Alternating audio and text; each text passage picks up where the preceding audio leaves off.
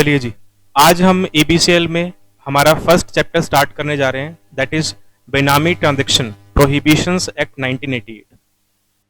ये एक्ट पढ़ के आपको बड़ा मजा आने वाला इंटरेस्टिंग एक्ट है हमारे लिए, ठीक है। और ज्यादा बड़ा एक्ट भी नहीं है, इससे आपको रिलीफ भी मिलेगा।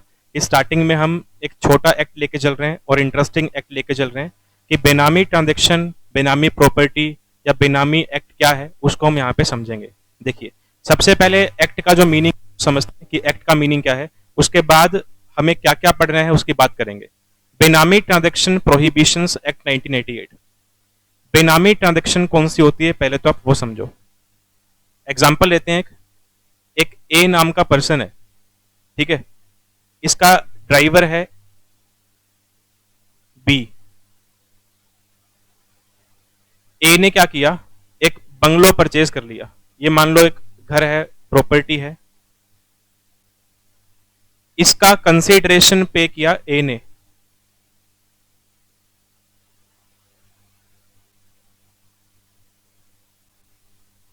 इस प्रॉपर्टी को परचेज करने के लिए कंसिडरेशन पे किया ए ने, पर बुक्स के अंदर, डॉक्यूमेंट्स के अंदर जो ओनरशिप है वो बी की आ रही है,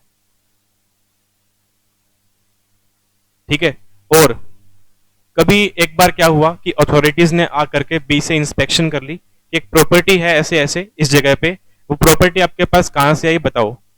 बी बोल रहे हैं मुझे पता ही नहीं है कि मेरे नाम पे प्रॉपर्टी भी कोई है। बी बोल रहा है कि मैं तो एक छोटा मोटा काम करता हूँ, थोड़े बहुत पैसे कमाता हूँ और किराए के घर में रहता हूँ। तो ऑफिसर्स बोल रहे हैं कि फिर वो बंगलो, वो प्रॉपर्टी वो कहां से है आपके पास, वो आपके नेम पे है प्रॉपर्टी। तो बी को पता ही नहीं कि कब ए ने उससे डॉक्यूमेंट साइन करवा लिए, ठीक है।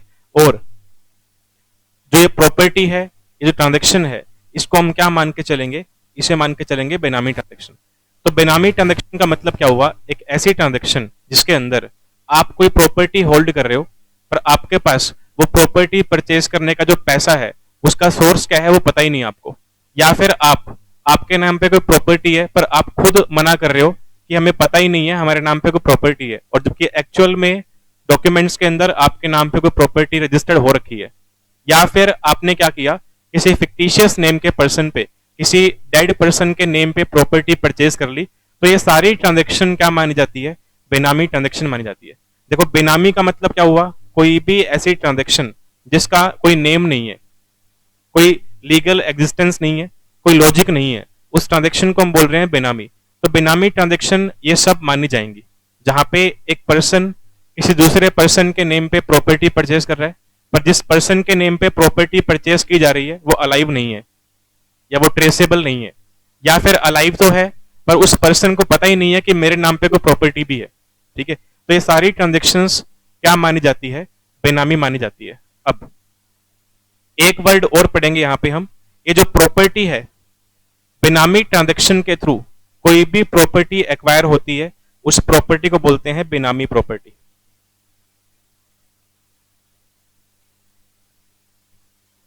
तो जो एक घर है, जो बंगलो, जो भी ये चीज है, इसको हम बोलेंगे बेनामी प्रॉपर्टी। प्लस बेनामी प्रॉपर्टी से जो इनकम अराइज होगी वो भी बेनामी मानी जाएगी। अब यहां पे हुआ क्या, समझो उस चीज को। बी ने क्या किया, ये घर सी को रेंट पे दे दिया। ये घर सी के पास रेंट पे है। अब देखो, इस घर को परचेज करने के लिए पैसे पे किए ए ने, प्रॉपर्टी का मालिक है बी, और टेनेंट कौन बन गया, सी। बी ने ये घर सी को दे दिया किराए पे।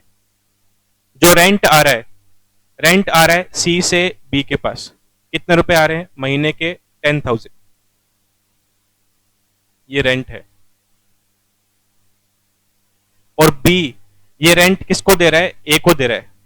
क्योंकि देखा जाए सिर्फ बुक्स के अंदर प्रॉपर्टी बी की है, पर एक्चुअल में उस प्रॉपर्टी का बेनिफिशियरी कौन है, ए है। एक्चुअल में उस प्रॉपर्टी को मैनेज और कंट्रोल कौन कर रहा है, ए कर रहा है। बस ए ने ओनरशिप किसी और के नाम पे ले रखी है, पर बाकी सारा काम उस बंगलों को लेकर के, प्रॉपर्टी को लेकर के ए टेक केयर कर रहा है। तो जो रेंट है वो भी सिंपल सी बात है, ए के पास जाएगा, क्योंकि जब प्रॉपर्टी परचेज की थी तो सारा का सारा पैसा ए ने पे किया था, ठीक है। तो ये 10,000 का रेंट जो है सी बी को देता है, और बी आगे ट्रांसफर कर देता है पूरा का पूरा ए को। अब जो ये 10,000 का रेंट है ना, इसको भी हम बेनामी प्रॉपर्टी बोलेंगे। तो बेनामी प्रॉपर्टी के अंदर दो तरह की प्रॉपर्टी आएगी। बेनामी ट्रांजैक्शन करके जो प्रॉपर्टी आपने एक्वायर की है उस प्रॉपर्टी को हम बेनामी प्रॉपर्टी मानेंगे, प्लस बेनामी प्रॉपर्टी से आपने कोई एडिशनल इनकम अर्न की है, वो एडिशनल इनकम भी बेनामी प्रॉपर्टी मानी जाएगी। ठीक है, तो बेनामी ट्रांजेक्शन का मतलब क्या हुआ हम समझ गए। कोई भी ऐसी ट्रांजेक्शन जिसमें आप किसी फिक्टिशियस पर्सन के नेम पे प्रॉपर्टी एक्वायर कर रहे हो या किसी दूसरे पर्सन के नेम पे प्रॉपर्टी एक्वायर कर रहे हो जिसको पता ही नहीं है कि मेरे नाम पे प्रॉपर्टी भी है, या पता है पर फिर भी उसके पास लीगल सोर्स नहीं है कि पैसा कहां से आया प्रॉपर्टी परचेज करने के लिए, तो ये सभी केसेस बेनामी ट्रांजेक्शन के अंदर फॉल होंगे। और ऐसा करना प्रोहिबिट किया हुआ है। देखो एक्ट के नेम के अंदर ही प्रोहिबिशन वर्ड डाल दिया, तो मतलब बेनामी ट्रांजेक्शन करनी नहीं है हमें। बेनामी ट्रांजेक्शन करेंगे तो पनिशमेंट फेस करनी पड़ेगी जो बनेगी। अब जो ये एक्ट है 1988 में बनाया गया था, पर जब ये एक्ट 1988 में बनाया गया था इस एक्ट में बहुत सारी कमियां थी। ठीक है, जब 1988 में ये एक्ट पास हुआ तो इसमें सर्टेन ड्रॉबैक्स थी।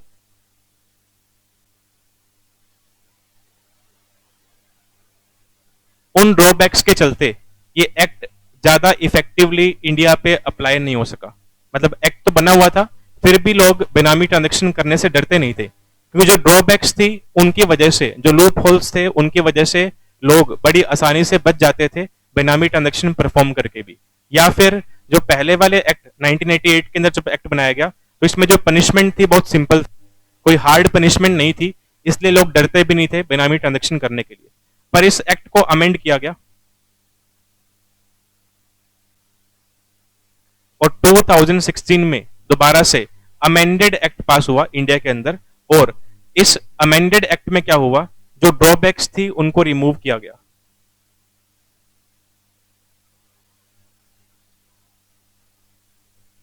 जो पुराने वाले एक्ट में कमियां थी, लूप होल्स थे, उनको यहां पे रिमूव करके अमेंड करके दोबारा से एक्ट पास किया। और अब जो एक्ट है 16 वाला वो काफी स्ट्रॉन्ग है, काफी हार्ड पेनल्टीज हैं और लूप होल्स बहुत कम है। तो अब लोग डरते हैं बेनामी ट्रांजेक्शन परफॉर्म करने से। ठीक है, तो एक्ट को आपको ओरिजिनली एक्ट दे रखा है 1988 का, पर हमको अमेंडेड पढ़ना है 16 वाला। अब उसके अलावा जब जब भी कुछ लोग मिल करके बेनामी ट्रांजेक्शन करते हैं तो उसमें दो पार्टीज होती हैं। बेनामी ट्रांजेक्शन के अंदर दो तरह की पार्टी होती है। जिसके नाम पे आपने प्रॉपर्टी परचेज की है उसको बोलते हैं बेनामीदार। बेनामीदार वो पर्सन है जिसके नाम पे प्रॉपर्टी परचेज की गई है, और जिसने कंसीडरेशन पे किया उसको बोलते हैं बेनिफिशियल ओनर।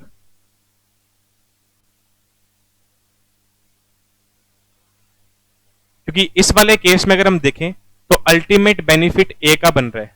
ए ने पैसे पे किए, अपने ड्राइवर के नेम पे प्रॉपर्टी परचेज कर ली, उस प्रॉपर्टी को रेंट पे दे दिया, जो रेंट आ रहा है वो अल्टीमेटली ए के पास जा रहा है। तो कहीं ना कहीं इस प्रॉपर्टी से जो बेनिफिट है वो ए को मिल रहा है, तो ए को बोला जाएगा बेनिफिशियल ओनर। तो बेनामी ट्रांजेक्शन के अंदर दो तरह की पार्टी होती है, एक बेनामीदार होगा और दूसरा बेनिफिशियल ओनर होगा। ठीक है, इन नाम को ध्यान रखना, पूरे चैप्टर में नाम काम आने वाले हैं कि बेनामीदार के ऊपर ये एक्शन लिए जाएंगे, बेनामीदार की ये ड्यूटी बनती है, ये रिस्पॉन्सिबिलिटी बनती है, नोटिस बेनामीदार के पास जाएगा, ऐसे ऐसे हम बहुत से टॉपिक पढ़ने वाले हैं आगे। तो बेनामीदार कौन होगा ध्यान रखना, और बेनिफिशियल ओनर कौन होगा ये भी आप ध्यान रखना। उसके अलावा बेनामी ट्रांजेक्शन क्या है समरी फॉर्म में डिस्कस किया हमने, बेनामी प्रॉपर्टी क्या है वो भी हमने डिस्कस कर लिया। कोई इनकम अराइज होती है बेनामी प्रॉपर्टी से तो वो भी बेनामी मानी जाएगी। ठीक है, तो ये हमारा छोटा सा एक थीम था इस चैप्टर को लेकर के, ये एक्ट में हमें क्या पढ़ना है। अब हम चलते हैं नोट्स के ऊपर। चलिए, तो सबसे पहले इसका जो इंट्रोडक्शन पोर्शन है वो इंपॉर्टेंट है। इंट्रोडक्शन पोर्शन के अंदर आपको ये बताया हुआ है कि 1988 में एक्ट बन गया था, पास हो गया था, इंडिया में इफेक्टिव हो गया था, अप्लाई हो गया था, पर इस एक्ट में कुछ कमियां थी। वो कमियां क्या थी वो बता रखी है इंट्रोडक्शन पोर्शन के अंदर। और उन कमियों को चलते हमारी गवर्नमेंट को फील हुआ कि हमको इस एक्ट को अमेंड करना पड़ेगा। अमेंड किया और उन ड्रॉबैक्स को रिमूव किया और दोबारा से स्ट्रांगली हार्डली इस एक्ट को हमारे इंडिया पे कंट्री पे अप्लाई कर दिया। ठीक है, तो आपको इंट्रोडक्शन पोर्शन के अंदर सब कुछ पढ़ना है। तो इंट्रोडक्शन पोर्शन इंपॉर्टेंट है नॉलेज के पॉइंट ऑफ व्यू से, तो ध्यान से समझना इसको। The benami transactions prohibition act 1988 was enacted to prohibit benami transactions.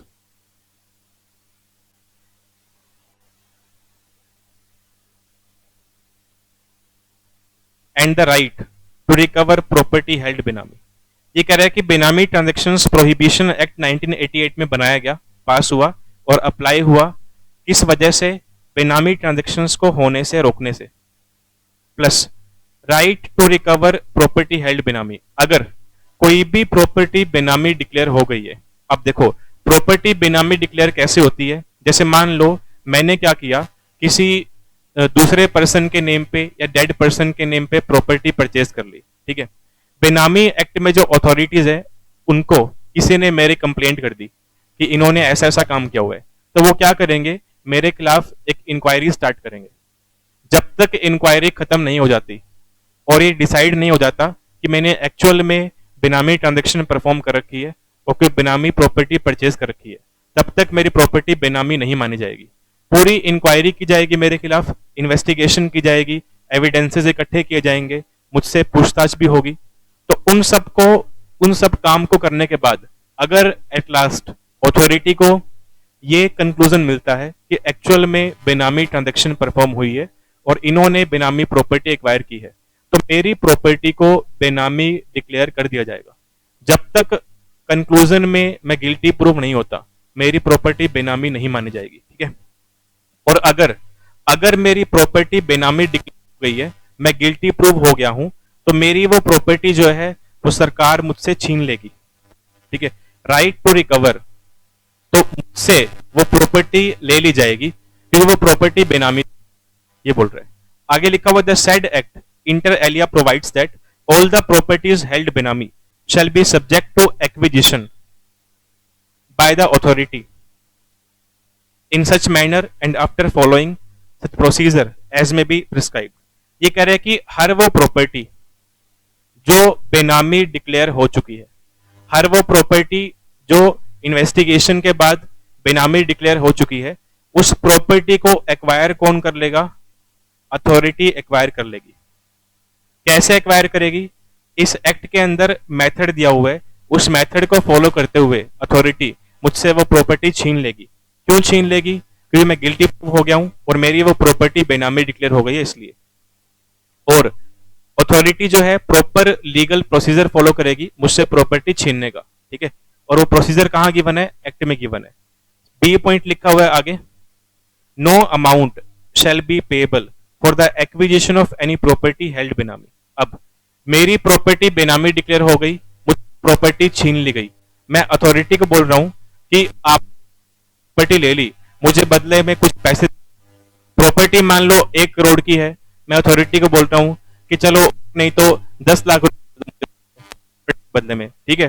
तो कह रहे हैं कि नो अमाउंट, जिससे प्रॉपर्टी छीनी जाएगी उसको बदले में कुछ भी नहीं मिलेगा।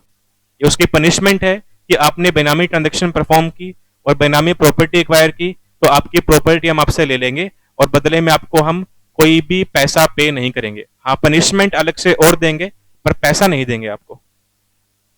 नेक्स्ट आगे C point, the purchase of property by any person in the name of his wife और unmarried daughter for their benefit would not be benami transaction. अब यहां पे आपको एक्सक्लूजन दे दिया, यहां पे आपको एक्सेप्शन दे दी कि कौन सी ट्रांजैक्शन बेनामी नहीं मानी जाएगी। अभी अभी हमने एग्जांपल लिया था जिसमें हमने क्या डिस्कस किया कि ए ने बी के नाम पे प्रॉपर्टी परचेज कर ली और बी कौन था? ए का ड्राइवर। यहां पे क्या लिखा हुआ है, अगर कोई पर्सन अपने वाइफ के नेम पे या अनमैरिड डॉटर के नेम पे प्रॉपर्टी एक्वायर करता है तो उसको हम बेनामी ट्रांजैक्शन नहीं मानेंगे। मतलब एक पर्सन, एक हस्बैंड अपने वाइफ के नेम पे प्रॉपर्टी एक्वायर कर सकता है, कोई इशू नहीं है, उसमें हस्बैंड कंसिडरेशन पे कर रहा है और प्रॉपर्टी का ओनर वाइफ है। दूसरा केस, एक फादर अपने अनमैरिड डॉटर के फेवर में या उसके लिए प्रॉपर्टी परचेज कर सकता है जिसमें कंसिडरेशन फादर पे कर रहा है और प्रॉपर्टी का ओनर कौन है? Unmarried daughter. तो ऐसे केसेस को हम बेनामी ट्रांजैक्शन में इन्वॉल्व नहीं करेंगे, आप एग्जम्प्टेड हो, ऐसे काम आप कर सकते हो। डी में लिखा हुआ उसके बाद, the securities held by depository as a registered owner under the provisions of Depositories Act 1996 or participant as an agent of a depository would not be बेनामी ट्रांजैक्शन। ये आपने कंपनी लॉ के अंदर पढ़ा होगा। जब भी हम ऑनलाइन शेयर एक्वायर करते हैं डीमैट फॉर्म में, तो होता क्या है, जिस कंपनी के हम शेयर परचेज करते हैं उसके रिकॉर्ड्स में एक्चुअल ओनर हम शो नहीं होते। हमारा जो डिपॉजिटरी होता है, हमारा जो डीपी होता है, वो ओनर शो होता है कंपनी के पास। हम कभी भी ओनर शो नहीं होते। तो हमारा जो डीपी है वो ओनर बनता है शेयर्स का, पर पैसे पे किए हमने, तो हम बनते हैं वहां पे बेनिफिशियल ओनर। तो देखा जाए तो मैंने क्या किया, मैंने शेयर्स परचेज किए किसी कंपनी के, जिसमें पैसे मैंने पे किए, पर कंपनी के रिकॉर्ड्स में ओनर कौन शो हो रहा है, मेरा डीपी शो हो रहा है। तो उस ट्रांजेक्शन को भी हम बेनामी नहीं मानेंगे, because as per depositories act वो एक लीगल ट्रांजेक्शन है, ऐसा आप कर सकते हो, प्रोविजंस के अंदर मेंशन किया हुआ है। तो इसको भी हम बेनामी के स्कोप से, बेनामी के दायरे से बाहर करते हैं। तो सी और डी में आपको दो एक्सेप्शन दे रखी है कि अगर आप ऐसे ऐसे काम करते हो तो उसको हम बेनामी ट्रांजेक्शन नहीं मानने वाले। ठीक है, उसके बाद आओ नेक्स्ट पैराग्राफ के ऊपर। During the administration of benami transactions prohibition act 1988, ये कह रहा है कि जब हमारी सरकार, जब हमारी गवर्नमेंट इस एक्ट की देखरेख कर रही थी, एडमिनिस्ट्रेशन मतलब देखरेख करना, इट वाज फाउंड, अभी ध्रुव आगे पढ़ेंगे कि अनमैरिड सन के लिए क्या होगा क्या नहीं होगा। अभी हम इस एक्ट के अंदर बेनामी ट्रांजैक्शन की डेफिनेशन पढ़ने वाले हैं। उसमें आपको सारी बातें क्लियर हो जाएंगी कि कौन कौन से रिलेशन ऐसे हैं जिसमें हम किसी रिलेटिव के नेम पे प्रॉपर्टी एक्वायर कर सकते हैं, तो हमारी ट्रांजैक्शन बेनामी नहीं मानी जाएगी। यहाँ तो सी पॉइंट में सिर्फ वाइफ की और अनमैरिड डॉटर की बात हुई थी। अभी जब हम इस एक्ट में डेफिनेशन पोर्शन पे चलेंगे तो वहां हम बेनामी ट्रांजैक्शन की डेफिनेशन पढ़ेंगे। वहां कुछ और रिलेशन भी दे रखे हैं आपको, जिनके नेम पे आप प्रॉपर्टी परचेज कर सकते हो, तो आपकी ट्रांजैक्शन बेनामी नहीं माने जाएगी। ठीक है, तो ये बस समरी फॉर्म में सी पॉइंट में लिखा हुआ था कि आप वाइफ के नेम पे और अनमैरिड डॉटर के नेम पे प्रॉपर्टी एक्वायर करते हो तो बेनामी नहीं मानेंगे, पर कंप्लीट डेफिनेशन बेनामी ट्रांजैक्शन गिवन है, जब वो पढ़ेंगे तब आपको क्लियर होगा। तो सेकंड पैरा में लिखा हुआ है कि जब हमारी गवर्नमेंट इस एक्ट की देखरेख कर रही थी तो हमारी गवर्नमेंट ने क्या पाया, it was found that the provisions of the aforesaid act are inadequate. तो हमारी गवर्नमेंट को फील हुआ कि जो हमने एक्ट बना रखा है ना, इसमें कुछ कमियां है, कुछ लिमिटेशंस इस एक्ट के अंदर है। वो कमियां क्या क्या है यहां पे डिस्कस की हुई है। And the act does not contain any specific provision for wasting of confiscated property with central government. अब देखो, जब भी किसी पर्सन के खिलाफ बेनामी ट्रांजैक्शन परफॉर्म करने की इंक्वायरी चलती है तो होता क्या है, उसकी प्रॉपर्टी को एक्वायर करता है ऑफिसर। देखो क्या होगा, मान मैंने अपने ड्राइवर के नेम पे प्रॉपर्टी, ठीक है, मैंने अपने ड्राइवर के नेम पे प्रॉपर्टी परचेज कर ली, बेनामी ट्रांजैक्शन परफॉर्म की है हमने, और अथॉरिटी को किसी ने कंप्लेंट कर दी कि ऐसे ऐसे इन्होंने एक बेनामी ट्रांजैक्शन कर रखी है। मेरे पास नोटिस आ गया कि हम आपके पास इंक्वायरी करने के लिए आएंगे, हमें कहीं से खबर मिली है कि आपने बेनामी ट्रांजैक्शन परफॉर्म कर रखी है। ठीक है, और कुछ दिन के बाद ऑफिसर आ गया मेरे पास इंक्वायरी करने के लिए, और अभी इंक्वायरी चल रही है, इंक्वायरी खत्म होने में 20-50 दिन 100 दिन लगने वाले हैं। ठीक है, तो उस टाइम में अगर ऑफिसर को ऐसा फील होता है कि इंक्वायरी चलने के दौरान मैं उस प्रॉपर्टी को सेल कर सकता हूं या गायब कर सकता हूं, तो वो क्या करेगा, वो ऑफिसर एक्विजिशन का ऑर्डर पास कर देगा। एक्विजिशन के दौरान क्या होगा, अगर एक्विजिशन का ऑर्डर पास हो गया तो फिर उस प्रॉपर्टी को मैं यूज तो कर सकता हूं, पर उसको मैं ट्रांसफर नहीं कर सकता, ताकि उस प्रॉपर्टी का कोई बेनिफिट मैं गेन ना कर सकूं ट्रांसफर करके, तो मुझे ट्रांसफर करने से रोका जाएगा। और अगर लास्ट में इंक्वायरी खत्म होने के बाद क्या हुआ कि मैं गिल्टी प्रूव हो गया, अगर इंक्वायरी खत्म होने के बाद मैं गिल्टी प्रूव हो गया, तो मेरी वो जो प्रॉपर्टी है वो कन्फिस्केट हो जाएगी। यहां पे एक वर्ड दिया हुआ है कन्फिस्केट। कन्फिस्केट का मतलब वो प्रॉपर्टी सीजी, सेंट्रल गवर्नमेंट अपने कब्जे में ले लेगी। एक्विजिशन के दौरान इंक्वायरी चल रही है, उस टाइम पे प्रॉपर्टी मेरे पास ही रहेगी, मैं प्रॉपर्टी को यूज कर सकता हूं, पर उसको सेल नहीं कर सकता, उस पर मॉर्गेज क्रिएट नहीं कर सकता, उस पर चार्ज क्रिएट नहीं कर सकता, उसको मैं एक्सचेंज नहीं कर सकता, उसको मैं किसी को गिफ्ट में नहीं दे सकता, उसको मैं कन्वर्ट भी नहीं कर सकता, वो सारे काम मैं नहीं कर सकता एक्विजिशन के दौरान, पर मैं प्रॉपर्टी को यूज कर सकता हूं, पोजेशन मेरे पास ही रहेगा।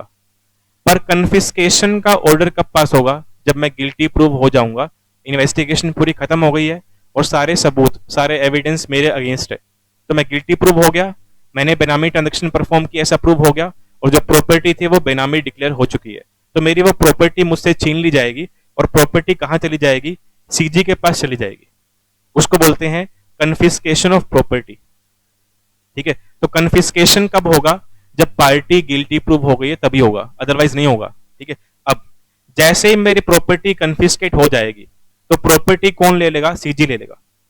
अब सीजी उस प्रॉपर्टी को लेकर के कैसे उसकी टेक केयर करेगा, इस चीज को लेकर के पुराने वाले एक्ट में प्रोविजंस गिवन नहीं थे, ये कमी थी। मतलब पुराने वाले एक्ट में कमी क्या थी?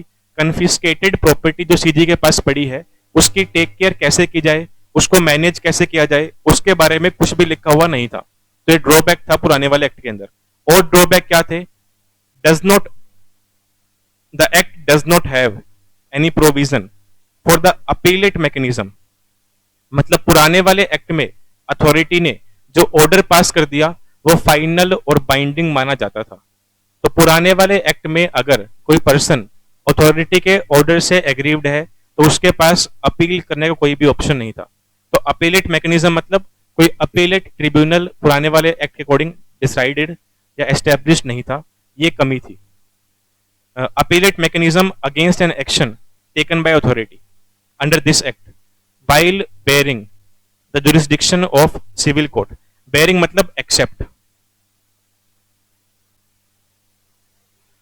कि सिर्फ और सिर्फ आपके पास सिविल कोर्ट में जाने का ऑप्शन था, इसके अलावा कोई अदर से कोई स्पेशल अपीलेट ट्रिब्यूनल इस एक्ट में नहीं बनाया हुआ था। तो ये सेकंड हमारी ड्रॉबैक थी। थर्ड आगे लिखा हुआ है confer, does not confer, does not यहां से पढ़ रहे हैं, the act does not confer the powers of civil court upon authorities for its implementation.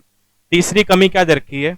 जैसे कि आपने सीपीसी होगा, सिविल कोर्ट्स के पास बहुत सारी पावर्स होती है, सम्मन इशू करना, ठीक है, एफिडेविट के ऊपर एविडेंस रिसीव करना, पब्लिक रिकॉर्ड्स के अंदर कोई डॉक्यूमेंट है उस एविडेंस के फॉर्म में डिमांड करना, किसी विटनेस के खिलाफ सम्मन इशू करना, उस प्रेजेंट होने के लिए बोलना, क्रॉस एग्जामिनेशन करना, ये सारी पावर्स सिविल कोर्ट के पास होती है। तो थर्ड ड्रॉबैक क्या दिया हुआ है कि जो पावर्स सिविल कोर्ट के पास होती है वो पावर्स इस एक्ट में, बेनामी एक्ट में अथॉरिटीज के पास नहीं थी। डज नॉट वर्ड यहां से पढ़ रहे हैं हम, डज नॉट। तो ये थर्ड ड्रॉबैक थी। आगे लिखा हुआ है पॉइंट नंबर 4 के अंदर, provide for adequate enabling rule making power to CG. पुराने सीजी के पास बेनामी एक्ट के रिगार्डिंग नए रूल बनाने की पावर, जब सीजी के पास बेनामी एक्ट में रूल्स वगैरह फ्रेम नहीं थी, ये भी ड्रॉबैक थी। तो 4 तरह की ड्रॉबैक है जो मेन थी पुराने वाले। इन ड्रॉबैक्स की वजह से हमारी गवर्नमेंट को क्या फील हुआ कि इस एक्ट को हमें अमेंड करना चाहिए और जो जो कमियां इस एक्ट के अंदर है उन्हें हमें अमेंडमेंट दूर करनी चाहिए, ताकि ये एक्ट और स्ट्रांगली हमारी कंट्री पे अप्लाई किया जा सके, ताकि ज्यादा से ज्यादा लोगों को परफॉर्म करने से रोका जा सके। तो ये हमने थोड़ा सा इंट्रोडक्शन पोर्शन डिस्कस किया। यहां तक किसी भी बच्चे को डाउट है तो बताओ। हमने एक्ट का मीनिंग क्या है वो डिस्कस किया, उसके अलावा नोट्स में हमने 2-3 पैरा डिस्कस किए इंट्रोडक्शन पार्ट के अंदर। यहां तक कोई भी डाउट है किसी बच्चे को तो बता दो, अगर डाउट्स नहीं है तो फिर आगे चलते हैं।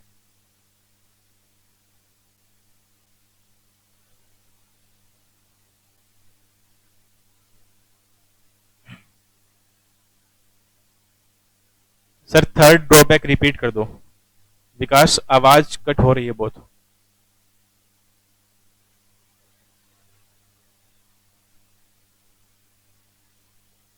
थर्ड ड्रॉबैक मैं रिपीट कर देता हूं, प्लस ध्रुव ने भी एक डाउट लिखा हुआ है। सर डी पॉइंट रिपोर्ट कर दो, रिपीट कर दो। देखो डी पॉइंट क्या था? डी पॉइंट में लिखा हुआ था अगर अगर हम किसी कंपनी के शेयर परचेस करते हैं डीमेट फॉर्म में, तो होता क्या है, जब भी हम किसी कंपनी के शेयर परचेस करते हैं तो शेयर परचेस करने के बदले में शेयर्स का ओनर कंपनी के रिकॉर्ड्स में कभी भी आप शो नहीं होते। ध्रुव अगर मान लो आपने किसी कंपनी के शेयर परचेस किए तो कंपनी के रिकॉर्ड में, जिस कंपनी के आपने शेयर परचेस किए उसके रिकॉर्ड में ओनर, शेयर के ओनर कभी भी आप शो नहीं होगे। डिपॉजिटरी जो होता है, जो डीपी होता है, वो हमेशा ओनर शो होता है। जिस डिपॉजिटरी के थ्रू आप शेयर परचेस करते हो उसका नाम ओनरशिप की फॉर्म में आता है कंपनी के रिकॉर्ड्स के अंदर। अब शेयर परचेस किए आपने, पैसे पे किए आपने, पर कंपनी के रिकॉर्ड्स के अंदर ओनर कौन शो हो रहा है? डिपॉजिटरी। तो देखा जाए तो ये ट्रांजेक्शन भी बेनामी बननी चाहिए, जहां कंसीडरेशन शेयर्स के बदले में आप पे कर रहे हो, पर आपके बिहाफ पे ओनर कौन बन रहा है? डिपॉजिटरी, कंपनी के रिकॉर्ड्स के अंदर। पर इस ट्रांजेक्शन को हम बेनामी नहीं मानेंगे, ऐसा लिखा हुआ है। तो ऐसी ट्रांजैक्शन को डिपॉजिटरी एक्ट में प्रोविजंस के साथ लिखा हुआ है, तो इसीलिए बेनामी एक्ट में भी इस ट्रांजैक्शन को हमने एक्सक्लूड किया हुआ है। जहां पे एक पर्सन अगर डीमेट फॉर्म में शेयर एक्वायर करता है, तो पैसा तो वो पे कर रहा है, पर उसके बिहाफ पे ओनर कोई और शो हो रहा है, तो उसको हम बेनामी ट्रांजैक्शन नहीं मानने वाले, ये लिखा हुआ है पॉइंट नंबर डी के अंदर। इसके बाद देखो ड्रॉबैक्स का थर्ड पॉइंट था, उसमें क्या लिखा हुआ था, सिविल कोर्ट के पास कुछ पावर्स होती हैं, ये सब आपको पता होगा कि सिविल कोर्ट के पास कौन कौन सी पावर होती है, ठीक है, सम्मन वगैरह इशू करना, वो सब पावर्स जो होती हैं सिविल कोर्ट के पास। तो सिविल कोर्ट के पास जो पावर होती हैं, वो पावर्स इस एक्ट में जो अथॉरिटीज है उनके पास नहीं थी। कब नहीं थी? पुराने वाले एक्ट के अंदर। देखो डज नॉट वर्ड यहां लिखा हुआ है ना, तो इसको आप यहां से मैच करो। The act does not confer the powers of civil court upon the authorities for its implementation. तो पुराने वाला जो एक्ट है उसके थ्रू हमने इस एक्ट में जो अथॉरिटीज है उनको वो पावर नहीं दी हुई थी जो पावर सिविल कोर्ट्स के पास होती है। तो कहीं ना कहीं डीमेरिट है कि अथॉरिटीज के पास पावर्स कम थी। अथॉरिटीज सम्मन इशू नहीं कर सकती थी, अथॉरिटीज एफिडेविट की फॉर्म में एविडेंस रिसीव नहीं कर सकती थी। तो वो सारी पावर जो सिविल कोर्ट के पास होती है, वो पावर्स बेनामी एक्ट में जो अथॉरिटीज है उनके पास पहले नहीं होती थी। ये लिखा हुआ है पॉइंट सी के अंदर।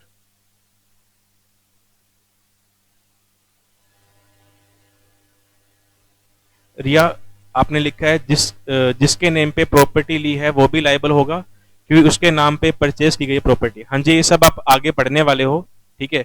ये जो क्वेश्चंस आप मुझसे पूछ रहे हो ध्रुव, आपने जो मुझसे क्वेश्चन पूछा हुआ है उसका मैंने रिप्लाई नहीं किया अभी तक, ये सारी बातें आगे लिखी हुई है, ठीक है। तो इतना आगे भी मत भागो, अभी थोड़ा सा मतलब जो हम इंट्रो पढ़ रहे हैं उस पर ध्यान दो आप। इन सभी क्वेश्चंस के आंसर आपको आगे मिल जाएंगे, ये सभी बातें आगे लिखी हुई है। चलिए अब चलते हैं आगे। नेक्स्ट पैरा बोल रहा है in the view of circumstances stated above. ये कह रहा है कि जो ऊपर बातें लिखी हुई है, ऊपर बातें लिखी हुई मतलब अभी अभी ऊपर हम 4 ड्रॉबैक पढ़ के आए हैं, उनको पढ़ते हुए कॉम्प्रिहेंसिव अमेंडमेंट्स टू द बेनामी transactions prohibition act has become necessary in order to prohibit holding property in Benami and restrict right to recover or transfer property held Benami, and also to provide a mechanism and procedure for confiscation of property held Benami. It is therefore felt necessary to bring comprehensive amendments to the Benami Transactions Prohibition Act to deal with Benami transaction. तो कह रहे हैं कि जो ऊपर हमने ये 4 drawbacks पढ़ी है, इनको पढ़ते हुए गवर्नमेंट को भी ये फील हुआ कि इस एक्ट के अंदर कुछ बड़ी बड़ी अमेंडमेंट्स करने की नीड है ताकि इस एक्ट को और स्ट्रांगली हमारी कंट्री पे इफेक्टिवली अप्लाई किया जा सके। तो हमारी गवर्नमेंट को नीड फील हुई कि हमें इस एक्ट में अमेंडमेंट करनी चाहिए, ठीक है। अभी तो यहाँ पे नीड फील की बात कर रहा है, अब नेक्स्ट बार में बता भी दिया कि अमेंडमेंट कब की। With a view to providing effective regime for prohibition of benami transactions, the benami transactions prohibition act was amended through benami transactions prohibition amended act 2016। तो जो गवर्नमेंट को अमेंडमेंट की नीड फील हुई थी उसे गवर्नमेंट ने पूरा भी किया और 2016 में इस एक्ट को अमेंड करके फिर से हमारी कंट्री पे अप्लाई कर दिया। The amended law empowers specified authorities to provisionally attach benami property. Provisionally मतलब टेम्परेरी।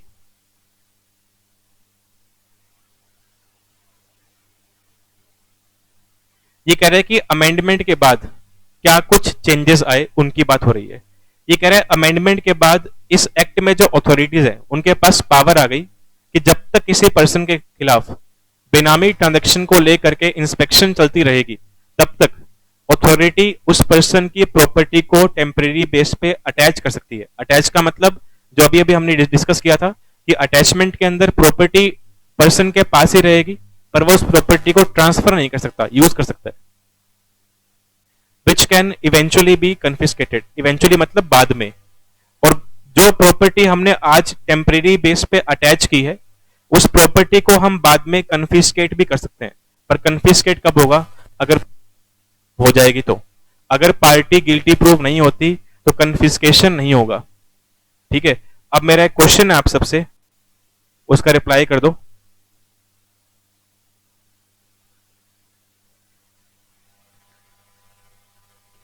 क्वेश्चन क्या है? Weather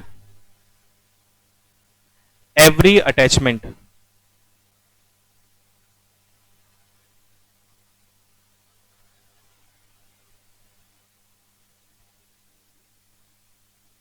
results into confiscation.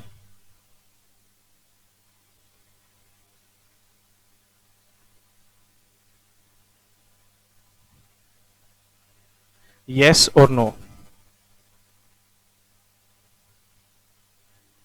Question क्या है सुन लो, क्या हर अटैचमेंट के बाद कन्फिस्केशन होना जरूरी है? ये मेरा क्वेश्चन है।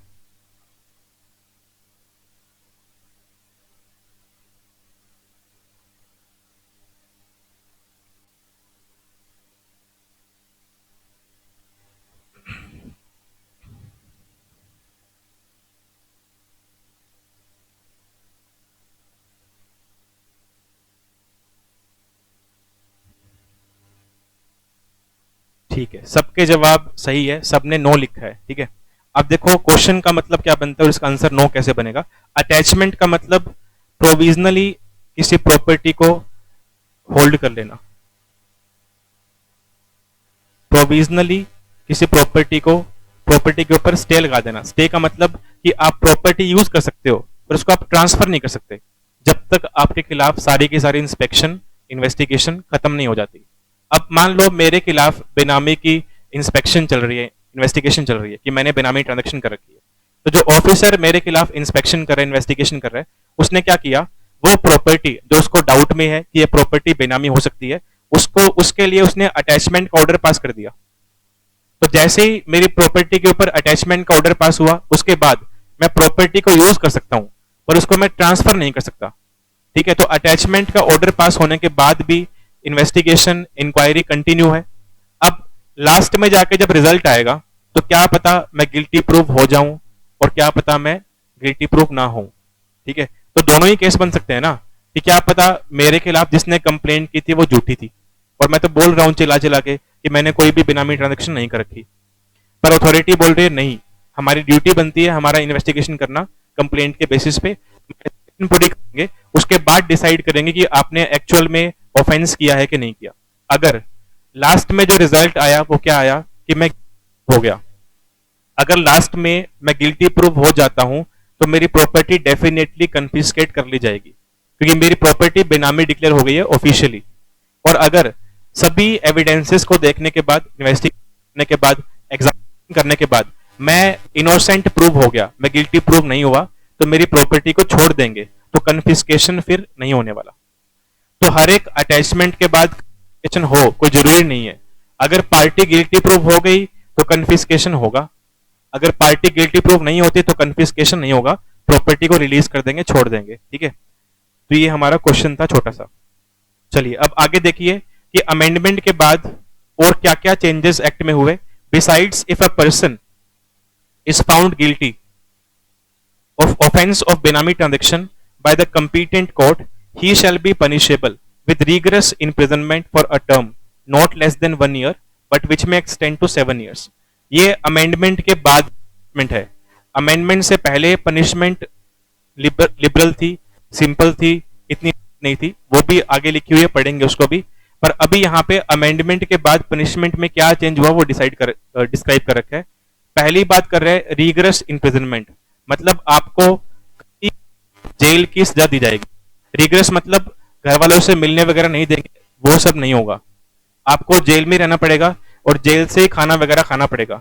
जैसे कुछ तो होता है ना, सिंपल इम्प्रिजनमेंट में क्या होता है, घर वाले कभी कभार आपसे मिलने आ सकते हैं जेल के अंदर, घर से आपके लिए वगैरह आ सकता है, तो वो सारे केस यहाँ पे नहीं होंगे। ठीक है, रिग्रेस इम्प्रिजनमेंट में ऐसा होता है, और वो भी कितनी होगी, कम से कम 1 साल की और मैक्सिमम 7 साल की। एंड साथ में फाइन भी आएगा, एंड लिखा हुआ है, and shall also be liable to fine which may extend to 25% of the fair market value of property। of property का मतलब बेनामी प्रॉपर्टी की बात हो रही है। जो आपकी प्रॉपर्टी बेनामी डिक्लेयर हुई थी, जिस ट्रांजैक्शन की वजह से आप जेल में सजा काट रहे हो, उस प्रॉपर्टी को अगर आज मार्केट में सेल करते हैं तो कितने की सेल होगी, उसका 25% निकाल लेंगे, उतना आपको फाइन करना पड़ेगा। बेनामी ट्रांजैक्शन परफॉर्म करने के बदले में आपको 2 तरह की पनिशमेंट दे दी। एक तो आपको जेल में जाना पड़ेगा, और जेल कम से कम 1 साल की और मैक्सिमम 7 साल की होगी, प्लस जो आपने बेनामी ट्रांजैक्शन परफॉर्म की है उसमें जो प्रॉपर्टी आपने एक्वायर की है, अगर आज उसको मार्केट में सेल करते हैं तो वो कितने की सेल होती है वो देखा जाएगा। जितने अमाउंट उसके बन के आएगी उसका 25% कर देंगे, उतना फाइन भी आपको अलग से जेल जाने के अलावा पे करना पड़ेगा। ठीक है, प्लस आपकी प्रॉपर्टी भी कन्फिस्केट हो जाएगी, ये पनिशमेंट तो अलग से है ही है। नेक्स्ट आओ आगे। आगे लिखा हुआ है the legislation is also intended to effectively prohibit benami transactions and consequently prevent circumvention of law through unfair practices. तो कह रहे हैं कि जो हमारा ये एक्ट है, अमेंडमेंट के बाद का जो एक्ट है, उसको उसकी इंटेंशन क्या है कि इंडिया में बेनामी ट्रांजेक्शंस को होने से रोकना और कोई भी ऐसी अनफेयर एक्टिविटी जिससे बेनामी ट्रांजेक्शन हो सकती है, उन अनफेयर एक्टिविटीज को भी रोकना। It empowers government to confiscate benami property by following due procedure. हमारी सीजी के पास, गवर्नमेंट के पास पावर है, अगर कोई पर्सन गिल्टी प्रूव हो गया है तो उसकी प्रॉपर्टी को कन्फिस्केट कर सकती है सीजी, इस एक्ट में जो प्रोसीजर गिवन है कन्फिस्केट करने का, उसको फॉलो करते हुए। It therefore promotes equity across all citizens. However, those who declare their benami properties under income declaration scheme will get immunity under the Benami Act. Immunity का मतलब रिलीफ, राहत। अब इनकम डिक्लेरेशन स्कीम क्या होती है, आप में से किसी को पता है इनकम डिक्लेरेशन स्कीम क्या होती है? अगर पता है तो रिप्लाई करो।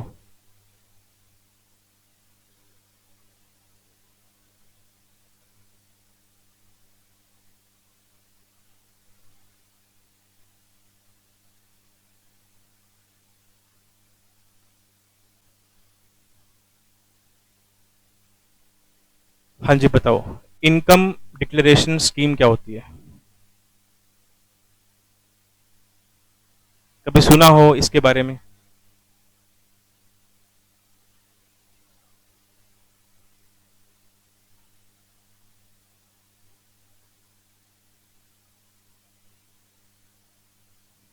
नहीं ध्रुव, गलत लिखा है आपने।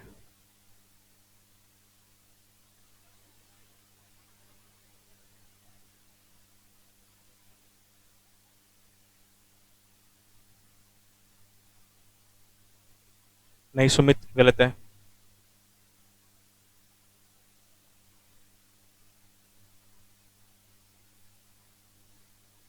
निशांत, तुमने ठीक लिखा है। देखो होता क्या है, एक मान लो एक्स नाम का पर्सन है, इसने क्या किया, 2019-20 की अपनी इनकम टैक्स रिटर्न फाइल की। ठीक है, एक एक्स नाम का पर्सन है, इसने क्या किया, 2019-20 ईयर की अपनी इनकम टैक्स रिटर्न फाइल की, और उस इनकम टैक्स रिटर्न में इसने अपनी इनकम कितनी शो की, ₹10 लाख, 10 लाख रुपए अपनी इनकम शो की, और जबकि इसकी एक्चुअल इनकम कितनी है, ₹25 लाख। अब इसने क्या किया, एक्स ने जानबूझ के 15 लाख रुपए से अपनी इनकम कम शो की ताकि उसको टैक्स कम पे करना पड़े। ठीक है, अब उसने क्या किया, 10 लाख से अपनी इनकम टैक्स रिटर्न फाइल कर दी, 10 लाख पे जो टैक्स बनता था वो पे कर दिया। इनकम टैक्स रिटर्न फाइल करने के बाद कुछ टाइम के बाद इसको फील हुआ कि मुझे अपनी एक्चुअल इनकम शो करनी चाहिए थी इनकम टैक्स रिटर्न के अंदर, और जबकि मैंने ऐसा नहीं किया। कल को अगर कोई नोटिस वगैरह आ गया तो उसमें मुझे कुछ हायर पेनल्टीज पे करनी पड़ जाएगी झूठ बोलने की वजह से। तो एक स्कीम दे रखी है हमारी गवर्नमेंट ने, जिसको बोलते हैं इनकम डिक्लेरेशन स्कीम। आप क्या कर सकते हो, अपनी अनडिस्क्लोज्ड इनकम, अब हमारे वाले एग्जांपल के अंदर अनडिस्क्लोज्ड इनकम कितनी है,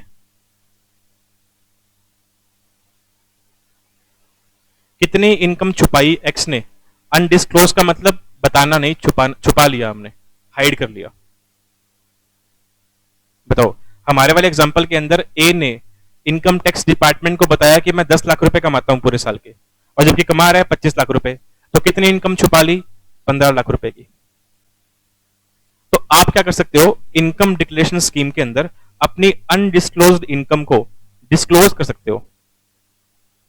इसके सामने, इनकम टैक्स डिपार्टमेंट के सामने, वहां जाके आप बता सकते हो कि मैंने एक्चुअल में इतने पैसे कमाए थे, पर मैंने इनकम टैक्स रिटर्न में इतनी शो की अपनी इनकम, तो मैंने 15 लाख रुपए से कम इनकम शो की है, तो मैं मानता हूं कि मैंने गलत काम किया है, तो इसके जो पेनल्टी बनती है आप मुझसे ले लो। ठीक है, अब इनकम टैक्स डिपार्टमेंट ने क्या किया कि आप एक काम करो, उसको बोला कि आपके जो अनडिस्क्लोज्ड इनकम है उस पे 20% पेनल्टी पे कर दो। तो इन्होंने क्या किया, इससे 3 लाख रुपए ले लिए। 15 लाख का 20% कितना हो गया, 3 लाख रुपए। तो अब एक्स के पास जो 12 लाख रुपए की या मान लो 15 लाख की इनकम बच गई, वो क्या बन जाएगी, वो वाइट मानी जाएगी। क्योंकि पहले तो ये ब्लैक इनकम थी ना। आपने बताया कहां डिपार्टमेंट को कि हमने 25 लाख की इनकम कमाई है, आप तो बता रहे हो 10 लाख की कमाई है। तो जो 15 लाख की इनकम है वो ब्लैक मानी जाएगी, आपने इस पे टैक्स छुपाया है, टैक्स आपने पे नहीं किया।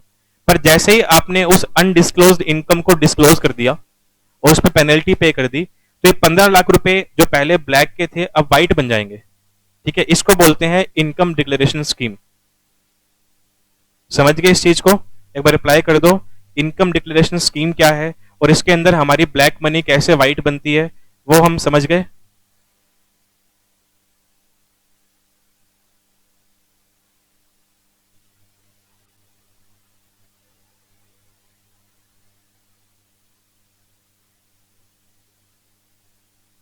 ठीक है, अब ऐसे ही आपको लिखा हुआ है यहां पे, however those who declare, देखो क्या लिखा हुआ है, however those who declare their benami properties under income declaration scheme will get immunity under the benami act. ये कह रहे हैं वो लोग जिन्होंने बेनामी ट्रांजेक्शन परफॉर्म कर रखी है और बेनामी प्रॉपर्टी एक्वायर कर रखी है, अगर वो खुद से चल के इनकम डिक्लेरेशन स्कीम के अंडर बताते हैं अथॉरिटीज को कि हमने ऐसे ऐसे बेनामी ट्रांजेक्शन परफॉर्म की थी और हमने ये बेनामी प्रॉपर्टी एक्वायर की थी, तो अथॉरिटी को बता दिया आपने, आपने अपना ऑफेंस कबूल कर लिया कि हमने ये ऑफेंस किया था, तो अथॉरिटी आपके ऊपर पनिशमेंट इंपोज करेगी, पर कम पनिशमेंट इंपोज करेगी क्योंकि आपने खुद ने चल के कन्फेस कर लिया कि हमने ये ऑफेंस किया था। ठीक है, तो उस केस में पनिशमेंट आपके ऊपर आएगी, पर उतनी नहीं आएगी जितनी आने चाहिए थी, कम आएगी। और जैसे ही आपने इस ऑफेंस को कबूल कर लिया, कन्फेस कर लिया, तो आपकी वो जो प्रॉपर्टी जो पहले बेनामी थी, अब वो क्या बन जाएगी, वो प्रॉपर्टी बेनामी नहीं रहेगी, वो लीगल प्रॉपर्टी मानी जाएगी। ये लिखा हुआ है लास्ट लाइन के अंदर। तो लास्ट लाइन का मीनिंग समझ गए, हाउ एवर से लेकर के बेनामी एक्ट तक। बताओ, जो लास्ट लाइन है वो इंपॉर्टेंट है नॉलेज के पॉइंट ऑफ व्यू से, उसका मीनिंग समझ गए?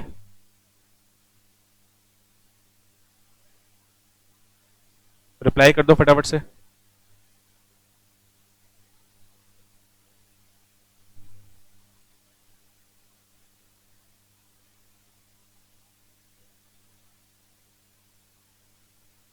दोबारा सुन लो, ये कह रहे हैं कि हर वो पर्सन जिसने बेनामी ट्रांजेक्शन परफॉर्म कर रखी है और बेनामी प्रॉपर्टी एक्वायर कर रखी है, वो पर्सन चाहे तो क्या कर सकता है, इनकम डिक्लेरेशन स्कीम के थ्रू अथॉरिटीज को जाके बता सकता है कि मैंने इस ईयर में ऐसे ऐसे बेनामी ट्रांजेक्शन परफॉर्म की थी और मैंने ये बेनामी प्रॉपर्टी एक्वायर की थी, तो मैंने ऑफेंस किया है, मैं मानता हूं, जो मेरी पनिशमेंट बनती है मुझे दे दो, जो फाइन वगैरह बनता है आपका ले लो। और ऐसा करने के बाद आपकी वो जो प्रॉपर्टी पहले बेनामी थी अब बेनामी नहीं रहेगी, क्योंकि आपने खुद ने जाके कन्फेस कर लिया कि हमने बेनामी प्रॉपर्टी एक्वायर की थी, उसके लिए आपने पनिशमेंट भी झेल ली जो झेलनी चाहिए थी, अब वो आपकी प्रॉपर्टी लीगल है, आप कुछ भी कर सकते हो।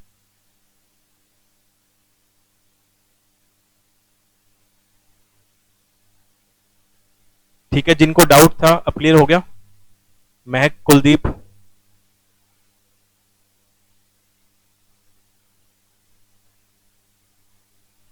ठीक है, चलिए उसके बाद नेक्स्ट आ जाओ। इंपॉर्टेंट क्वेश्चन है, the important features of benami transactions prohibition act 1988 are as under. ये क्वेश्चन पेपर में आ चुका है एक बार। ये कह रहे हैं कि जो बेनामी एक्ट है इसके मेन फीचर्स क्या क्या है, इंपॉर्टेंट फीचर्स क्या क्या है वो बता दो। ठीक है, तो अगर मान लो ये क्वेश्चन आपका, विकास आप बोल रहे हो कन्फिस्केशन, नहीं कन्फिस्केशन कैसे होगा, आपने खुद ने जाके बोल दिया ना कि हमने ऑफेंस किया था, कन्फिस्केशन क्यों करेंगे फिर? कन्फिस्केशन तो तब होगा जब आपने अपना जुर्म छुपा रखा, बताया नहीं आपने ऑफेंस किया हुआ है, और अथॉरिटी आगे खुद से इंस्पेक्शन करती है और आप गिल्टी पाए गए, तब कन्फिस्केशन होगा, अदरवाइज नहीं होगा। ठीक है, चलिए अब देखो इंपॉर्टेंट टॉपिक है कि बेनामी ट्रांजैक्शन एक्ट के मेन फीचर्स क्या क्या हैं वो आपको बताने हैं। अगर ये क्वेश्चन 5 नंबर में आता है तो आपको 5 या 6 पॉइंट लिखने पड़ेंगे। काफी सारे पॉइंट्स दे रखे हैं, आप कोई भी 5 या 6 इसमें से याद कर लेना, पर हम सारे पढ़ लेते हैं। देखो फर्स्ट पॉइंट लिखा हुआ है इट डिफाइंस अ बेनामी ट्रांजैक्शन। जो हमारा बेनामी एक्ट है वो डिफाइन कर रहा है कि बेनामी ट्रांजैक्शन का मतलब क्या होता है। मतलब बेनामी ट्रांजैक्शन की डेफिनेशन क्या है वो हमको एक्ट में गिवन है। अगर आप डेफिनेशन पोर्शन देखो, ये देखो यहाँ पे डेफिनेशन पोर्शन के अंदर बेनामी ट्रांजैक्शन का मतलब क्या होता है बता रखा है। तो हमारा जो एक्ट है उसका पहला फीचर क्या है, इस एक्ट के अंदर बेनामी ट्रांजैक्शन क्या होती है वो डिफाइन किया हुआ है, प्लस बेनामी प्रॉपर्टी क्या होती है ये भी डिफाइन किया हुआ है। अगर हम डेफिनेशन पोर्शन में देखें तो बेनामी प्रॉपर्टी का मीनिंग भी डिफाइन किया हुआ है। And also give for exclusion and transactions which shall not be constituted as benami. कौन कौन सी ट्रांजेक्शन्स एक्सक्लूड है, मतलब कौन कौन सी ट्रांजेक्शन्स ऐसी होंगी जो बेनामी नहीं बनेंगी, ये भी एक्ट में। जैसे हमने इंट्रोडक्शन के अंदर पॉइंट नंबर सी और पॉइंट नंबर डी पढ़ा था, उसमें लिखा हुआ था अगर आप वाइफ के नेम पे अनमैरिड डॉटर के नेम पे प्रॉपर्टी एक्वायर करते हो तो बेनामी में कवर नहीं होगे। तो फर्स्ट फीचर क्या बोल रहा है, बेनामी ट्रांजैक्शन का मतलब क्या है एक्ट में दिया हुआ है, बेनामी प्रॉपर्टी का मतलब क्या है एक्ट में दिया हुआ है, कौन कौन सी ट्रांजैक्शंस बेनामी नहीं मानी जाएंगी ये भी एक्ट में लिखा हुआ है। सेकंड लिखा हुआ है अगर कोई पर्सन बेनामी ट्रांजैक्शन करता है तो उसके ऊपर क्या क्या कॉन्सिक्वेंस आएंगे, क्या उसको रिजल्ट फेस करने पड़ेंगे, वो रिजल्ट एक्ट में गिवन है कि एक तो उसकी प्रॉपर्टी कन्फिस्केट हो जाएगी, दूसरा उसको जेल जाना पड़ेगा, तीसरा उसको फाइन भी भरना पड़ेगा। तो इसके कॉन्सिक्वेंस है बेनामी ट्रांजैक्शन परफॉर्म करने के। थर्ड पॉइंट लिखा हुआ है it lays down the procedure for determination, determination मतलब फाइंड करना, and related panel consequences in case of prohibited बेनामी ट्रांजैक्शन। ये कह रहे हैं कि जो हमारा बेनामी एक्ट है इसमें प्रोसीजर गिवन है। इस चीज का प्रोसीजर गिवन है कि अगर किसी पर्सन ने बेनामी ट्रांजैक्शन परफॉर्म की तो उसके ऊपर क्या क्या पेनल्टी आएंगी, पेनल्टी कैसे फाइंड की जाएगी, वो सारी बातें एक्ट में लिखी हुई है। Next point number 4, it also provides that powers of civil court shall be available to authorities under the said act. अब इस पॉइंट को पढ़ने से पहले दोबारा से हम सेकंड पैरा पे चलते हैं जहां हमने ड्रॉबैक्स पढ़ी थी। जब हमने ड्रॉबैक्स पढ़ी थी तो हमने डिस्कस किया था पॉइंट नंबर सी में कि पुराने वाले एक्ट में अथॉरिटीज के पास वो पावर नहीं थी जो सिविल कोर्ट के पास होती है। और अब जो हम फीचर पढ़ रहे हैं उसमें क्या लिखा हुआ है कि इस एक्ट के अंदर अथॉरिटीज के पास वो पावर्स भी आ गई हैं जो किसके पास होती हैं, सिविल कोर्ट के पास होती है। मतलब एक्ट को जब अमेंड किया गया तो उस ड्रॉबैक को दूर कर दिया। नेक्स्ट है पॉइंट नंबर 5, कुछ अदर प्रोविजंस भी एक्ट में गिवन है जैसे कि सर्विस ऑफ नोटिस। मतलब जब किसी भी पर्सन के खिलाफ इंस्पेक्शन की जाएगी कि किसी पर्सन ने बेनामी ट्रांजैक्शन परफॉर्म की हुई है तो उसके पास इंस्पेक्शन करने से पहले एक नोटिस जाता है। तो वो नोटिस कैसे जाएगा, कौन भेजेगा, वो सारा हम पढ़ने वाले गिवन है। तो उसके प्रोविजन एक्ट में गिवन है। Protection of action taken in good faith, इसका मतलब क्या बनता है। अच्छा मेरा एक क्वेश्चन है आप सबसे, उसका रिप्लाई करना। मान लो कोई ऑफिसर है, बेनामी एक्ट में उसको अपॉइंट किया हुआ है, ठीक है, किसी ए नाम के पर्सन ने मेरी झूठी कंप्लेंट ऑफिसर को कर दी कि ऐसे ऐसे मैंने कोई बेनामी ट्रांजैक्शन कर रखी है, और उस कंप्लेंट के बेसिस पे ऑफिसर मेरे पास इंस्पेक्शन करने के लिए आ गया, इन्वेस्टिगेशन करने के लिए आ गया। मेरा जो केस है वो मान लो तक चला, या मान लो 1 साल तक चला पूरा केस। 1 साल के बाद रिजल्ट क्या आया कि मैंने कोई भी बेनामी ट्रांजैक्शन नहीं कर रखी। तो क्या मैं उस या इस एक्ट में जो अथॉरिटीज हैं उनके अगेंस्ट कोई एक्शन ले सकता हूं, बताओ।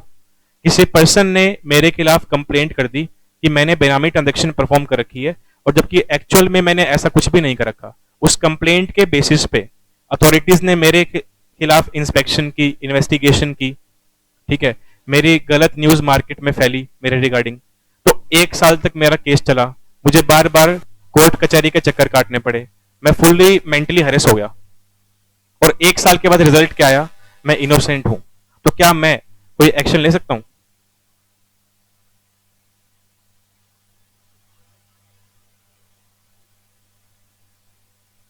नहीं ले सकता। सबने यस लिख के सब गलत है। अपीलेट मैकेनिज्म की बात कहां कर रहे हो यार।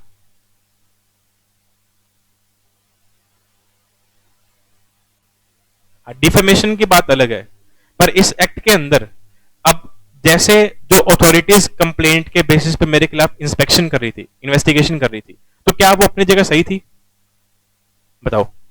जिस अथॉरिटी को कंप्लेंट की गई मेरे खिलाफ और कंप्लेंट के बेसिस पे वो अपना काम कर रहे थे, उनकी ड्यूटी बनती है, कंप्लेंट आती है तो आप जाके इन्वेस्टिगेशन करो, इंस्पेक्शन करो, एविडेंसेस इकट्ठे करो, और ये उन्होंने किया, तो क्या वो अपना काम नहीं कर रहे थे? तो फिर मैं कैसे एक्शन लूंगा?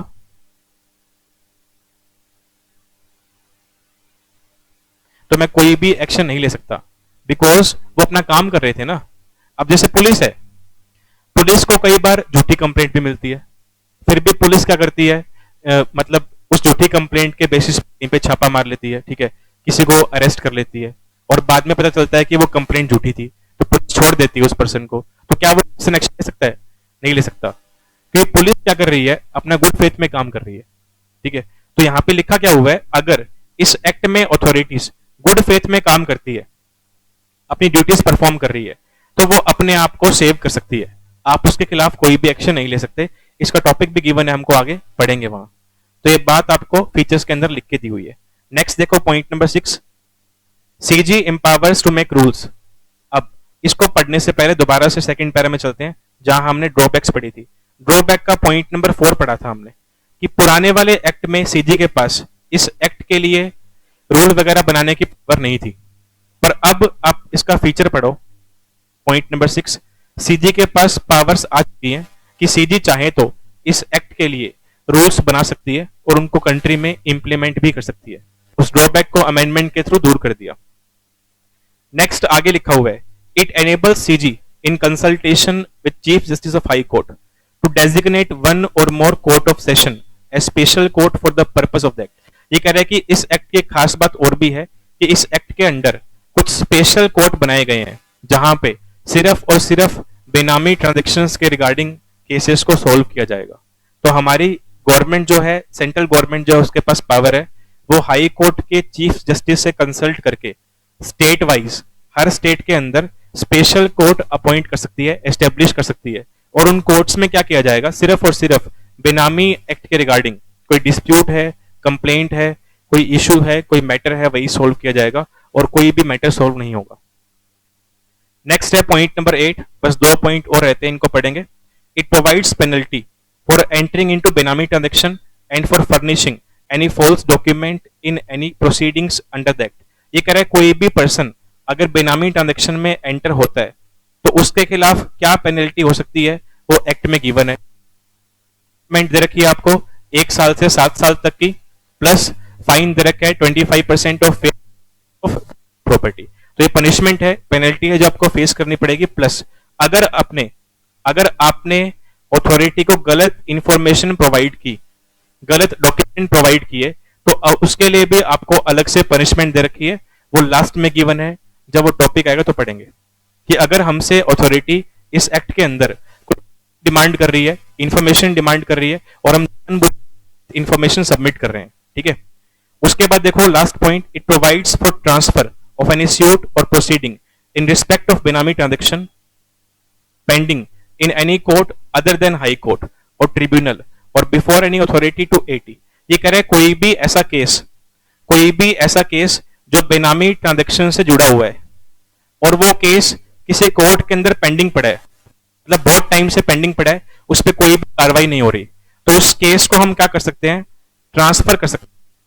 मतलब अथॉरिटी के पास पावर है, उस केस को उस कोर्ट से हम ट्रांसफर कर देंगे और किसी नए कोर्ट के पास उस केस को रेफर कर देंगे। पर ध्यान रहे वो जो केस है वो हाई कोर्ट में पेंडिंग नहीं होना चाहिए। हाई कोर्ट से जितने भी लोअर कोर्ट है उनमें से किसी के पास भी कोई बेनामी ट्रांजैक्शन का केस पेंडिंग पड़ा है और वो उस पर काम नहीं कर रहे, तो उनसे केस छीन लेंगे और किसी दूसरी कोर्ट को रेफर कर देंगे।